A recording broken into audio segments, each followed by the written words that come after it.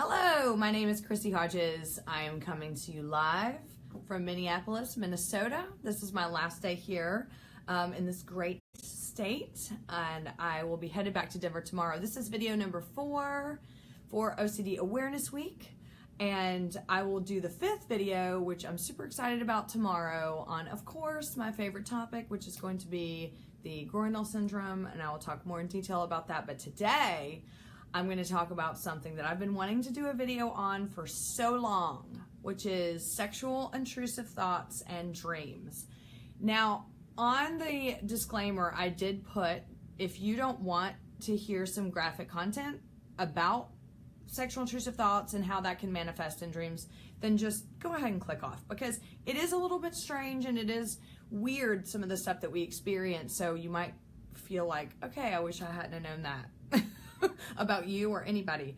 But as you know, I like to talk about the real deal when it comes to pure OCD, when it comes to sexual intrusive thoughts, because it is very common among people that have OCD, and it helps so much when you can normalize and know that you're not alone in going through this. So I did this video yesterday for sexual and violent intrusive thoughts, and what are those and what does it feel like, and just kind of going off of this, I want to remind you that OCD, when you have OCD, it is sneaky and tricky.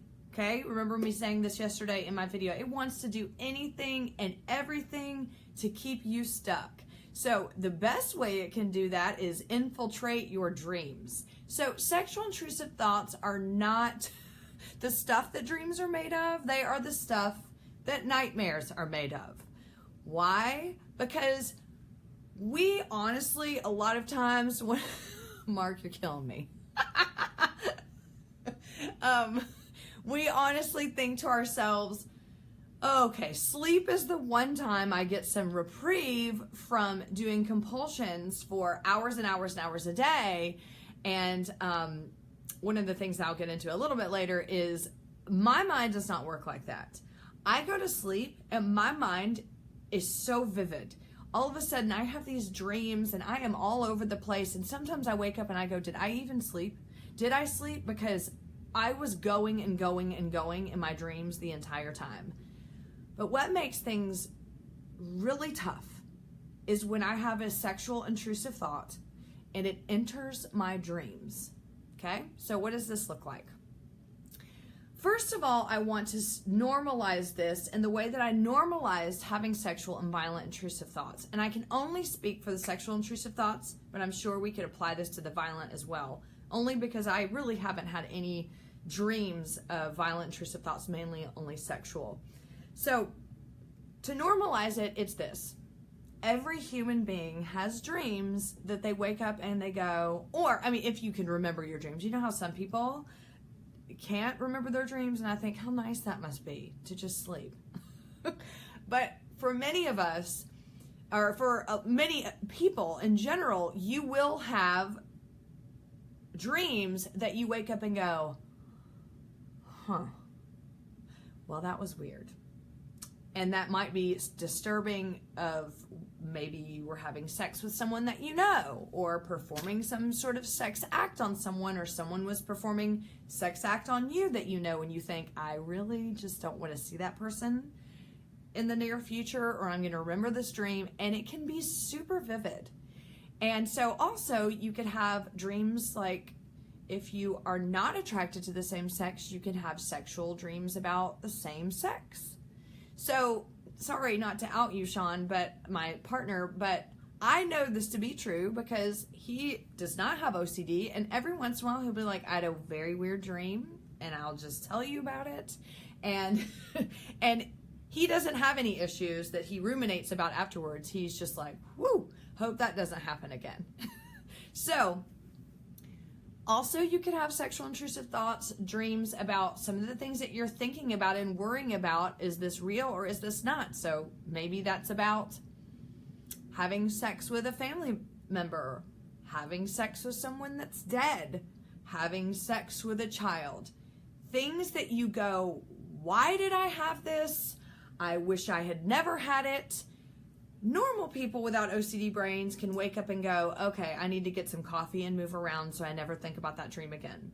People with OCD may wake up and go, oh my gosh, that must mean those intrusive thoughts are true. And here's why. Because, and this is where it gets a little graphic. So not only, and I'm saying this because I have experienced it and I have worked with people that have experienced it, not only sometimes do you have these dreams, but you may wake up and go, I think I had an orgasm. And that just makes things even worse. And so you will say, did I really have an orgasm? And you cannot. Sometimes you just don't know. You know how, I mean, I don't know if you know this, but sometimes you'll wake up in your sleep and you're like, am I having an orgasm? I don't know if I am. Am I dreaming about this? I'm not sure if I'm dreaming about this. And all of a sudden, you are in this mind battle when you have OCD with sexual intrusive thoughts of, did I just have an orgasm in my sleep because I was thinking about another woman? Does that mean I'm gay? Did I have a dream about being gay and then I had an orgasm? What if I don't remember having a dream about a man and having an orgasm, so does that really mean subconsciously I really just want to be gay? And all of those things combined. So, sorry to be so truthful about it, but we all know as human beings, those are some of the things that happen. So I guess you would say kind of like wet dreams-ish as an adult. But what makes it so hard for individuals that have OCD is if you watched my video yesterday, I'm going to repeat this, but if you didn't, I'm going to tell you. We are always searching once we have intrusive thoughts, which are unwanted thoughts that every human being has, but we get stuck on the why. What does it mean about me? What kind of person am I to have these horrible thoughts? We get stuck on the needing to figure that out, the why. I know, Stephen, I saw you click on right when I said that about the orgasm. I was like, great, he's gonna have something to say about that. Anyway, we are always looking for the why. Okay, so you can find 99% certainty for almost anything, and then there's what 1% that we focus on as individuals with OCD, especially when it comes to these violent and sexual intrusive thoughts, blasphemous, anything that falls under that category where we're doing mental compulsions. What happens is we look for anything that proves or disproves it. So in our minds, what couldn't be more proof than dreaming about it, right? Isn't that your subconscious? Isn't if you are dreaming about it, there must be some truth to it. And that just sets that 1% on fire. And then you're scared to go to sleep. And then you're just trying to find the meaning, or maybe you're like Googling how to, what the dream stuff are. Well, let me tell you something. In where I am today and where I've gotten today, if I really gave a lot of energy to every damn dream that I had, I would worry all the time that I was still in college and I was showing up to an exam and I had not been to the class. I would worry that I was dribbling a ball down the basketball court and I couldn't dribble and it was going all up and down like this, or that I was stuck running and my legs wouldn't work. I don't know what those mean. I don't know if typically it, I've looked it up before. Some of those things mean I have something to say and I just don't know how to say it, which I know all of you are like, really? But it's true. Sometimes I am like that. But what if it just means you have been thinking of this intrusive thought all day long? And so it's on your mind. And when you go to sleep, there it is, right there. Or it could be the fact that OCD, it don't care whether you're asleep or whether you're awake. It just wants you to be miserable. And that is the truth. OCD lives in that 1%, and that's where we live, in that 1%. So when it goes to our dreams, we all of a sudden start thinking about the subconscious. There must be something in there that proves if I just had a dream, and Lord help me, if I had an orgasm from the dream while I'm sleeping, or if I think I did, there will never be any proof for that, and it will make you crazy. We all know this. So, what to do? How to help? How to figure this out? Here's the thing. I am not a dream analysis person. I am not a psychologist that deals with dreams, so I can't talk any in more depth about the subconscious or anything. What I do know is this is very common. when individuals live with sexual, violent, blasphemous, intrusive thoughts, or I'm sure anything else that has to do with OCD. It's very common. And one thing I also know is that it also will spin you out in a relapse. And right there, OCD has won. I know the dreams are graphic. I know how bad they feel. I know that sometimes I will have them and they are like freaking X-rated Pornhub shit. And I wake up and I go, I cannot believe my brain is capable of that. I have no idea if I had an orgasm. And then all of a sudden I'm like, groinal response. Did I have the groinal response? And I internalize it and I go, this must say something about me and who I am and what I want. And that right there is doing the first compulsion down a rabbit hole that I can't dig out of without proper treatment. So, dreams happen. They're going to happen, but they don't just happen to us with OCD. Any normal-brained people out there without OCD, I bet you have had the dreams I'm talking about, if you can remember your dreams. A lot of people can't, but I'm going to tell you, a lot of people with OCD talk about how they have really vivid dreams, and when they go to sleep, their brain activity is just going and going and going and going, almost to the point where they feel like they don't get any sleep. So that would be an interesting study for anybody out there that is seeing this and wants to do an interesting study. But anyway, this is a common thing for a lot of people. But I could say that until I'm blue in the face, the same way I could say intrusive thoughts of a sexual and violent, blasphemous nature are common amongst many people. But OCD won't allow you to believe that. You'll have that 99% certainty, and you may feel a little bit of hope of like, whoo, I had a homosexual dream or a pedophilia dream last night or an incestual dream last night, you know, like I worried I made out with my uncle or whatever else. You know, you may think to yourself, okay, I have a little bit of hope. And then you'll click off of this video and in 30 minutes you're going to go, but maybe she meant something else. Maybe it's for everybody but just me. And, you know, what if I really did have an orgasm? And she said, not everybody does. So that's the 1% that most of us live in. The maybes, the what ifs, and the what does this mean about me? All I can say is I'm right there with you. It happens to me more often than I want it to, but I also know that OCD is a beast.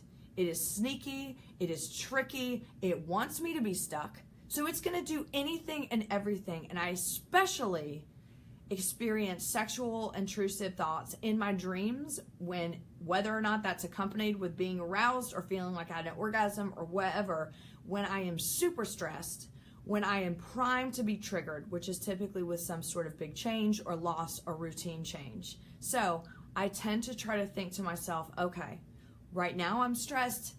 This dream comes right around the time that OCD wants to hook me. And I know what to do because I've been through exposure response prevention, and so can you. ERP is not going to make the intrusive thoughts go away. It's not going to make sexual dreams go away. It's not going to make all of the things that tempt us to pursue that 1% go away. But what it can do is it can help you manage that anxiety that's associated with whatever you can and can't find proof of when it comes to these types of thoughts. Find a specialist in your area, an OCD specialist that does exposure, response, prevention, evidence-based treatment that helps you learn to live with this. I can help you find it. This is what I do. OCD treatment for OCD consulting. We do a consultation. I help you vet or look for a therapist in your area. I try to vet them. I want you to explore those therapists and others that I'm going to send you, and you decide which therapist you feel like is best to move forward into your recovery. I also do peer support, which is exactly what these videos are. It's not giving you reassurance. It's showing you that these are normal things that people go through with OCD, and it's scary as hell. It's so scary, and it's so shameful. Nobody wants to bust up, to your partner or whatever, or, to your therapist and be like, by the way, I had a lesbian dream last night and I had an orgasm. I'm afraid that really means I have OCD, or I don't have OCD when everybody else does. But that is the way OCD works. It's here to make you miserable, but there is effective treatment. So if you're looking for peer support, which is to help normalize what you've been through, I am certified through the state of Colorado, but I can work with anyone worldwide. Contact me at chrissyhodges.com or treatmentforocd.com or through my email at ocd.chrissy@gmail.com. Thank you for joining me. We got one more video to go for OCD Awareness Week tomorrow. Woohoo! I'll be back in Denver. Hopefully, like, I have OCD intrusive thoughts about whether or not I'll get there safely. Just thought I'd share. But OCD is sexual, violent, intrusive thoughts, anything that has to do with OCD and dreams. Yep. I know what it feels like. So do many other people. OCD wants you to feel stuck. So you can choose to say, I had a sexual dream. It disturbed me. I may or may not have had an orgasm and I'm terrified, but this is just what OCD does. And if you haven't already, find effective treatment. It works. It's worth the investment and you are worth it. There is hope. I will see you tomorrow. Thank you for joining. Bye.